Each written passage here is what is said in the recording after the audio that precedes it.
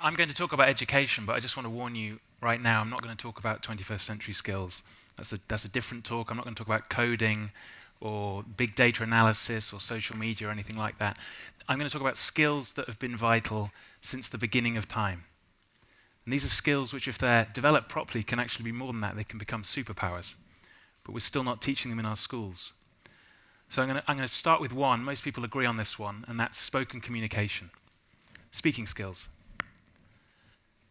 Everybody agrees it's vital. And so knowing this, our system has a choice. It can either teach speaking skills or not teach speaking skills. But it's conjured a third option, and that is to punish them. Woe betide you if you speak in class. We've got this ideal, which comes from the 19th century, that we have to have everybody lined up in rows, sitting in silence, looking up to the front, the teacher, the sage on the stage, standing on a piece of red carpet, with a microphone sellotape to the side of their face. Don't get the wrong idea, this works for me now, but there is a, I don't want you to start, I don't want to make this interactive. No heckling, seriously. I haven't got those speaking skills. But what I want you to do is engage with the fallacy that a great classroom is a silent classroom. Just do that in silence. I'm talking now. That's just one of the superpowers. There's lots of others like grit and craftsmanship and spark, and school is teaching none of these. If we're saying to young people, just buckle down, get to university, and you're going to be fine, without developing these other capabilities, then we're actually giving them a false promise. We're not being ambitious enough. It's too narrow and low a bar to just say, we're going to get these kids into university. And schools are actually becoming less ambitious. International league tables like PISA and TIMSS are testing literacy and numeracy, which of course are totally essential, but if we just optimize around that, that's just nowhere near ambitious enough. So I propose we set a new bar, a much higher bar that includes literacy and numeracy, and that includes core knowledge, but that also includes the superpowers that really build potential in young people. And that was our ambition when we started School 21. That's what we wanted to do. So back in 2012, Peter Hyman, Ollie de Botton, myself and 12 teachers founded the school in Stratford in East London. And we asked, what if we could create a school that developed the academic skills, but also built these other skills and capabilities in young people? And now we have 600 students who are creating beautiful work that has an impact in the community in which they live. They're creating work of value. Creating work of value is another superpower, by the way. We spend 14 years at school, and if you take away all of the weekends and all of the holidays, that's 2,500 days. 2,500 days in which, for me anyway, I created absolutely nothing of value for anybody. I didn't say anything of value. I didn't make anything of value. I created a set of revision materials for myself to use when I was 16, and then later at 18. I didn't make anything of value. I went to university and it was more of the same. But when you leave formal education, all the world wants from you is work of value. That's all it wants. And the fact is that young people are capable of it today. And it's important that we help them understand how to do it. Today matters. It's a bad habit to get into, waiting for tomorrow, and we do too much of that in schools. We say if you work hard now, when you're 18, good stuff will happen. When you're 21, you leave university, good stuff. It's a bad habit to keep waiting to tomorrow. Today matters. So, in the school, how we work on developing these skills about creating value is through projects. The projects all look different. So sometimes students are working on their own, sometimes they're working in teams, sometimes it's one subject, sometimes they're working in an interdisciplinary way. But there's one thing that's true for all of the projects, is that they all work through a rigorous process and they create a product that has an authentic audience. An authentic audience we define as not the teacher or the pupil, but people from the outside world who come in. Sometimes they're experts in that area, and they are informed or entertained, or they take value in some other way from that product that the student has created. And then each month, or each term rather, we have an exhibition which is open to the public, and hundreds of people come in, mainly from the community. It's a poor part of East London. They come in and they're learning about what the students have been learning about, and the students are teaching them. And the school totally fills up. Here's some examples. So Nahid there you saw, he's exhibiting his comic book, and this was a project which combined history and art, and they created comic books which they could sell to the community to teach them about the Second World War. The year 8, I think it was, they were 12, 13 years old. When they did this, they created an immersive piece of theatre about the Russian Revolution. So they learned about the Russian Revolution. So mixed ability class, so some of them went off and read university-level texts about it. For some of them, it was progress to just understand what the word revolution meant when they were shouting it. Then the audience, they devised pieces of theatre. The audience, you can see they're in true immersive theatre style, are wearing white masks and moving through this world that these students have created, multiple different worlds, and learning about the Russian Revolution. This is a science and art project. And this is a good example for thinking through. Designing these projects is really, really important to get right. This is not a trivial thing. It's an intellectually challenging thing to design projects in the right way. And sometimes the output isn't necessarily indicative of how good the learning was. But on this project, I think the learning was really extraordinary. So these were, again, Year 8 students, and we do this every year now. And this is science working with art. And so students performed lots of different experiments. They picked one that they then had to represent through sculpture. And so they learned about different sculptors as well and different sculpting techniques. And the first time we did this, some of the students just created a sculpture of what they saw, so magnesium burning brightly, and they did a sculpture of a flame. And when the authentic audience came in and grilled them on it, their learning really wasn't better than if they'd just done it in their classroom. So the next time, the teacher said, right, we're going to make sure that all the students do this at molecular level. The sculpture has to be of what's happening at a molecular level. And then the understanding was really, really deep. So here you see copper's been displaced by the more reactive magnesium in the middle, and there's a little bit of a sculpture to illustrate that. And the students could really understand this concept of what was happening at molecular level in these chemical reactions. Some other examples. The point here is that our teachers are trying new things all the time. We've become incredibly timid in our education system about trying new things, about experimenting with children and with education. But if we don't do that, we're condemning them. We're guaranteeing a mediocre education at best. We have to keep trying new things. Let's take another superpower, craftsmanship. So school tends to judge you on your first draft. So here's a piece of work. That's a B-. Great. Here's your next piece of work. That's a B. Yeah, I'm a B student.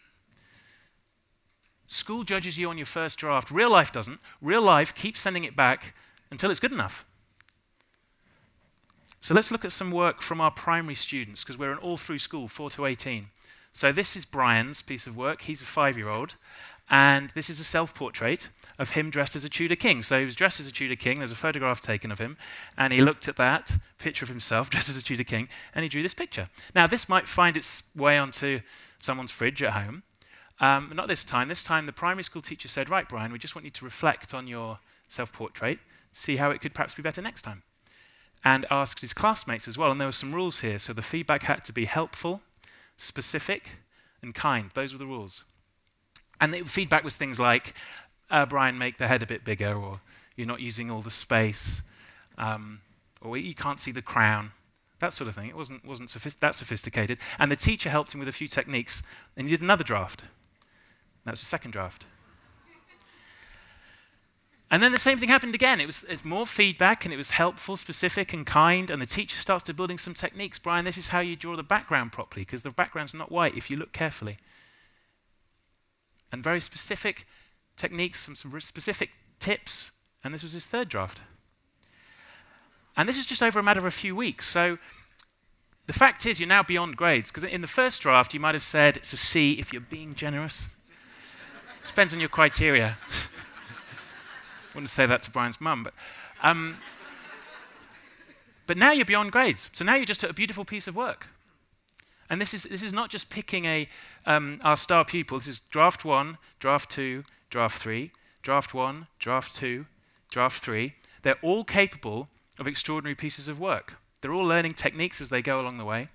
And they've learned something about giving feedback, about receiving feedback, And they've learnt about art, but they've also learnt about growth, about development. Now, doing this is a trade-off, okay? If you're going to spend this amount of time on a single piece of work, that's a trade-off where you're not covering something else.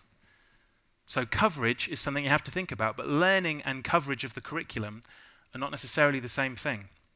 So I want to take you back now to a time that may be painful. It was painful for me. You're 16 years old, and you're in your bedroom, and you're revising for your GCSEs. Okay, it's early May, and you're surrounded by all your exercise books.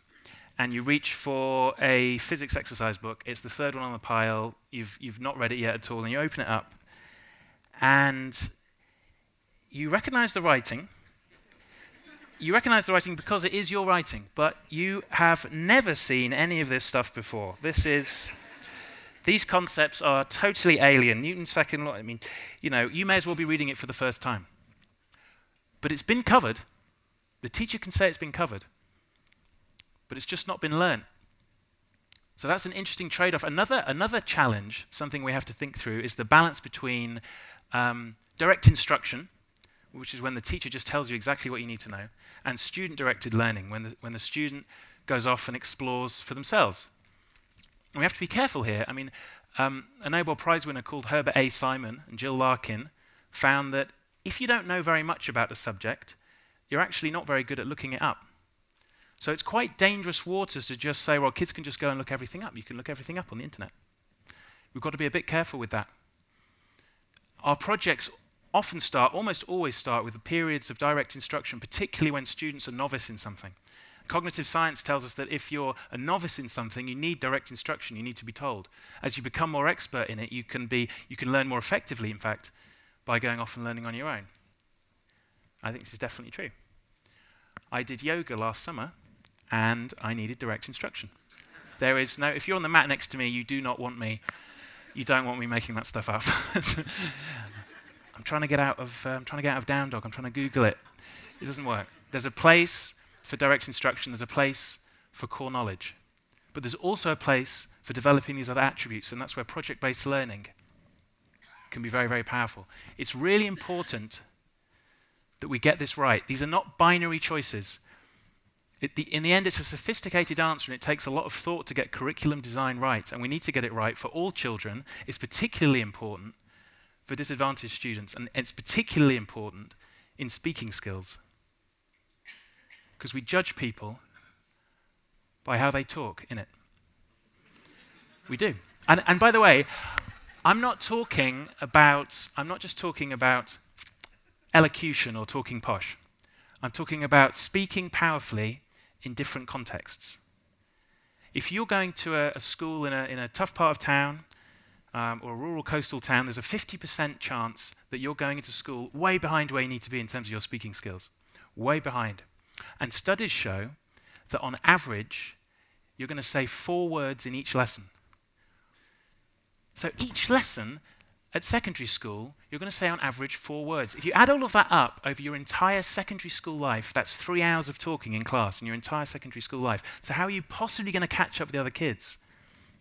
It's just not going to happen. We need to raise the status of speaking skills to the same level as reading and writing in schools. And that's what we're trying to do in school. In School 21, we've developed a speaking skills curriculum, and we've worked with Cambridge University to develop an assessment tool to test speaking in different contexts. And we have students learning how to talk effectively in pairs, in 4s, in 8s.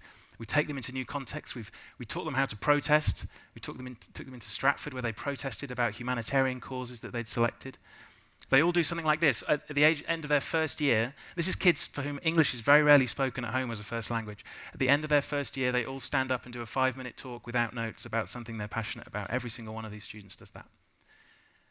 And they're saying things that matter to them. And they feel they're making a difference because they're telling their fellow students about these things. It's deeply ingrained in me that young people can do work of value. Partly because when I was 10, I got a part in a children's television program called Woof. And that's me there with my haircut, circa 1989. And I played a little boy that turned into a dog. And needless to say, being ginger was not the biggest of my problems when I was a kid. My surname's Fidoe.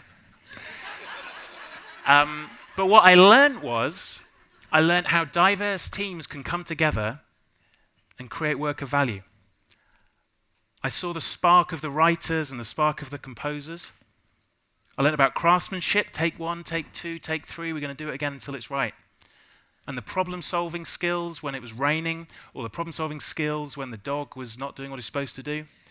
Dog was a prima donna. It was, seriously, look at the size of the photograph. We've basically got the same part. Better agent, another learning. But the main thing I learned was that young people can do something of value. Now, the problem we have is that universities are not interested in the superpowers. Universities are not interested in young people creating work of value, not least because it's quite hard to do standardized testing of it. But if we just let universities set the bar by default, that's not good enough.